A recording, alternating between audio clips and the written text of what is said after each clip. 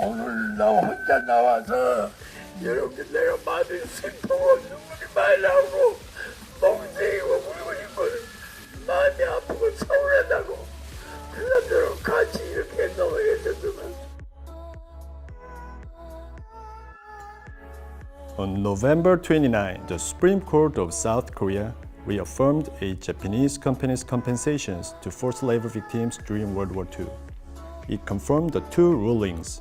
One, that ordered Mitsubishi Heavy Industries to give 18 million won to 6 elderly men respectively, and the other, a payment of 100 to 150 million won each to 5 women. The verdict came only a month after the High Court upheld an appellate ruling in 2013 that ordered Nippon Steel and Sumitomo Metal Corporation to pay each Korean victim 100 million won in compensation.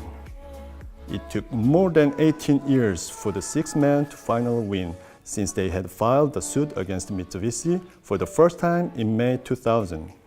Meanwhile, 5 victims out of 6 died of old age, which reminds us of the legal maxim, justice delayed is justice denied. But the rulings still have significant meaning on 2 points. Then what are they? I'm Hyunmin Ryu addressing those questions with K-News Today for Korea Now. First, the rulings declared the effect of Japan's earlier court rulings null and void in Korea.